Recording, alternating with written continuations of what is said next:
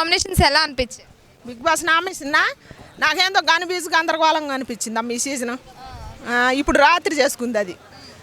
ఎందుకు పెట్టుకున్న పాయింట్లు కరెక్ట్ లేదనిపించింది. అందరు మంచి వాళ్ళే, ఒకరి మీద ఒకరు ఫైర్ అయినారు బీభత్సంగా. అది గజిబీజుగా అనిపించింది. రీతు నామినేట్ చేశారు కదా, సో మీరు అనుకున్నారు, ఎక్స్పెక్ట్ చేశారా? నేను అనుకోలేదు కానీ అరవటం నా పెద్దగా నువ్వు అరవటం వల్ల నేను బ్యాడ్ అవుతున్నా అనేది కరెక్టేలే. కానీ ఇద్దరు బాధపడుతున్నారు కదా ఫ్రెండ్స్. పాపం ఒక ఆడపిల్ల ఒక మగపిల్ల ఫ్రెండ్ కావద్దని రూల్ ఏం లేదు కదా. బయట మీరే ఫ్రెండ్స్, మీరే ఎదురు సమాధానం చెబుతారు. మన లోపలేమో అది ఫ్రెండ్ కాదు లవ్ అని మీరే చెప్తారు. అది ఎంతవరకు కరెక్ట్? మనల్ని ఎంటర్టైన్మెంట్ చేస్తున్నారు వాళ్ళు, అంతే పాపం. కాబట్టి వాళ్ళిద్దరూ నామినేషన్ చేసుకొని ఏడుతున్నారు చూడు, అప్పుడు నాకు నిజమైన ఎమోషన్ ఫీల్ అయింది. నేను కూడా బాధ అనిపించింది. సో సుమన్ శెట్టి గారు కళ్యాణ్ని నామినేట్ చేశారు కదా, అవి కరెక్ట్ పాయింట్స్ అని మీకు అనిపించిందా? నాకా అనిపించలేదు. ఈసారి సుమన్ శెట్టి గారు కూడా క్రాస్ చేసిండు, లిమిట్ క్రాస్ చేసిండు. ఫైర్ ఇంతవరకు చూడాల. రాత్రి చూసి నేను ఆయనలో ఫైర్ లిమిట్ ఏం క్రాస్ చేసిండు, లిమిట్ క్రాస్ చేసిండు. ఇంకా 3 వీక్స్ ఉందనేనా, లేదంటే ఎందుకు అంత ఫైర్ అయ్యి అంత ఇదయ్యారు? 3 వీక్స్ కాదులే కానీ మరి ఏందో అందరూ ఒకేసారి ప్లాన్ చేసుకొని మాట్లాడుకున్నట్టే ఉంది. అంత గజిబిజికి అందరు వాళ్ళం ఒకళ్ళు తప్పు పట్టలేము.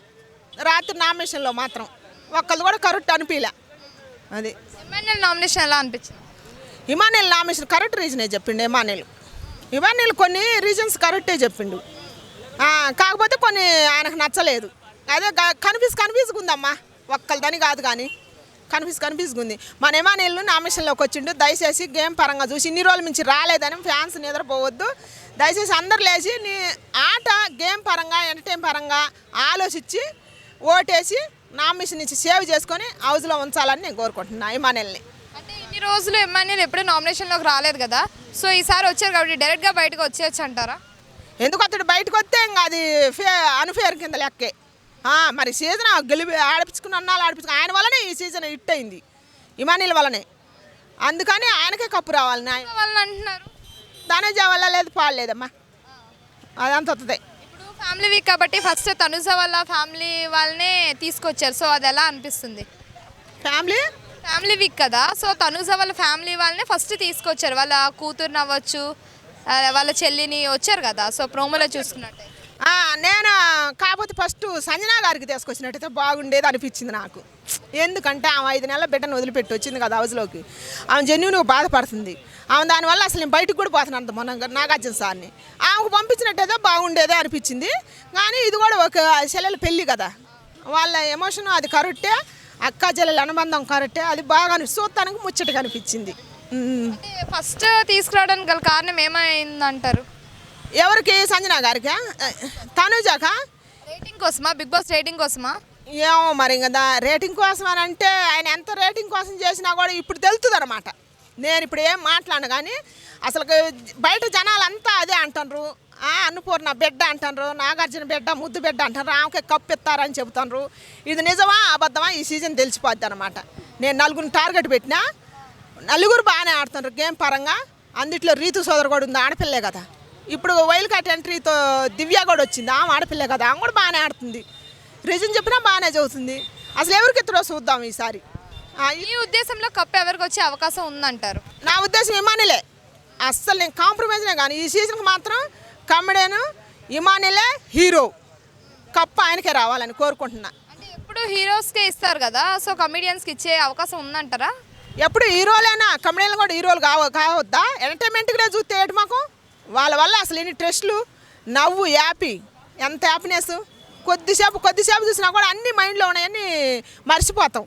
ఎంటర్టైన్మెంట్, నవ్వు, ఆనందం అన్నీ ఉంటాయి వాళ్ళ వల్ల. వాళ్ళని మరి వాడుకున్నంతసేపు వాడుకుని వాళ్ళ కప్పు ఇవ్వకుండా వాళ్ళు హీరోలు కాదని తొక్కితే మాత్రం నేను ఒప్పుకొని ఈ సీజన్ మాత్రం కమెడీనే హీరో. ఇదే న్యాయం. అంటే ఈ బిగ్ బాస్ సీజన్ 9కి తనుజాయే కప్పు కొడుతుంది, సో తనుజాకే వచ్చే అవకాశం ఉంది, లేడీ విన్నర్ అయ్యే ఛాన్స్ ఎక్కువ తనకే ఉన్నాయి తన గేమ్ బట్టి కానీ ఇంక ఏ విధంగా చూసినా అంటున్నారు. సో దానికి మీరు ఏం చెప్తారు? అసలు నేను పెట్టాను తనుజాకి ఎందుకు వస్తుంది కప్పు? నా అదిలే కడతా. ఆమె గేమ్ ఆడింది, దాంట్లో గేమ్ ఏమన్నా ఎఫెక్ట్ పెట్టిందా? ఎంటర్టైన్మెంట్ ఏమన్నా ఇచ్చిందా? నానా అనే సలువు బర్నీ గారు ఇవ్వబట్టి ఆమె ఐఫ్ వచ్చింది, కానొచ్చింది. ఇమాన్యుయల్ కామెడీ చేయబట్టి ఇమాన్యుయల్ వల్ల కానొచ్చింది. ఆమె తర్వాత ఏముంది? హౌస్లో అరవటం తప్ప ఏడవటం తప్ప ఏమన్నా ఉందా? అంటే వేరే వాళ్ళ క్రెడిట్ వల్ల తనుజాకి ఎంత పేరు అంటారా? అంతేగా, కానొస్తుందిగా అందరికి. నేను ఒక్కదాని అనేది ఎందుకు చూసే వాళ్ళందరికి కానొస్తుందిగా. ఆ, టాప్ 5 ఎవరెవరు ఉంటారని మీరు అనుకుంటున్నారు? టాప్ 5 ఖచ్చితంగా ఇమానుయల్, డీమాన్ పవన్, రుతి సోదరి, మన ఆర్మీ కళ్యాణ్.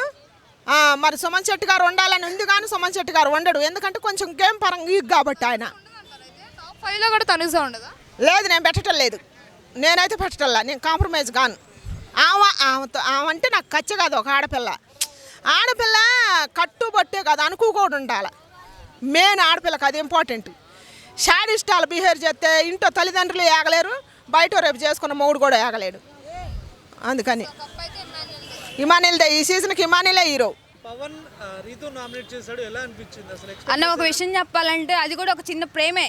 ఎందుకంటే ప్రేమలో కొట్లాట్లు ఉంటాయి, ఏడుపులు ఉంటాయి, తిట్లు ఉంటాయి, అన్నీ కూడా అలకటం ఉంటుంది. అది పవన్ చేయడం కూడా నాకు చిన్నగా ప్రేమలాగే అనిపించింది అంతే. ఈ రీతు బయటకు వెళ్ళిపోతే ఎలా మరి? నామినేట్ చేశాడు ప్రేమతో, బయటకు వెళ్ళిపోతే ఏంటి పరిస్థితి? ఇంకేముంది, ఇంకా ఫోన్లో కూర్చొని పాప ఏడుతుంటాడేమో.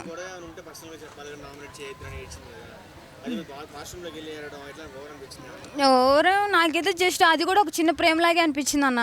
ఎందుకంటే ఇప్పుడు నిజంగా కొట్టుకొని వస్తున్నారు ఇక్కడే, రియల్గా నిజంగా లవ్ చేస్తున్నాడేమో, బట్ అది కూడా ఒక ఎమోషన్ లాగే అనిపించింది. ఓకే పర్లేదు పవన్.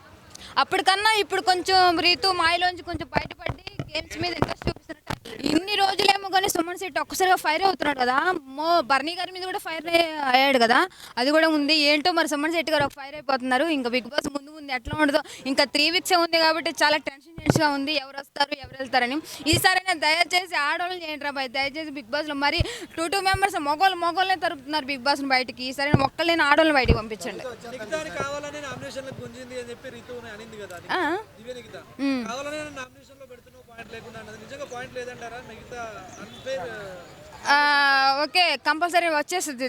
దివ్య గారు నెక్స్ట్ వీక్ వచ్చేస్తారు.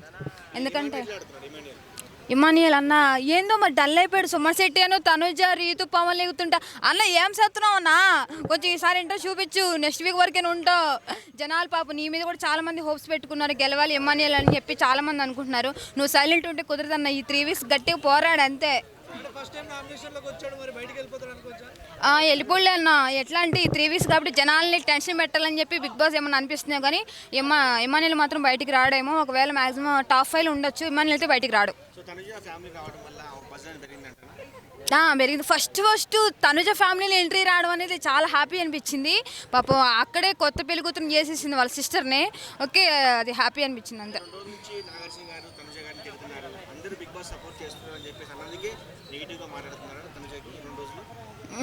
పాప నాగార్జున కూడా తనుజక్కని తిట్టడం అనేది పాప నోట్లోంచి మాట రాలేదు మా అక్కకి. ఏం కదా అక్క, మనిషి అన్నాక ఎగుడు దిగులు పట్టడం, బాధలు పట్టడం, కష్టాలన్నీ ఉంటూనే ఉంటాయి అన్న. ఎందుకంటే నువ్వు కప్పు గెలిచేదానివి, 50 లక్షలు గెలిచేదానివి కాబట్టి ఆ మాటలు వస్తూనే ఉంటాయి. మనం ఏదైనా సక్సెస్ అవ్వాలంటే బయట మాటలు ఎన్నో ట్రోలింగ్స్ ఎన్నెన్నో మాటలు వస్తూ ఉంటాయి, మనం పట్టించుకోకూడదు. ఫైనల్ కప్ మాత్రం నువ్వే.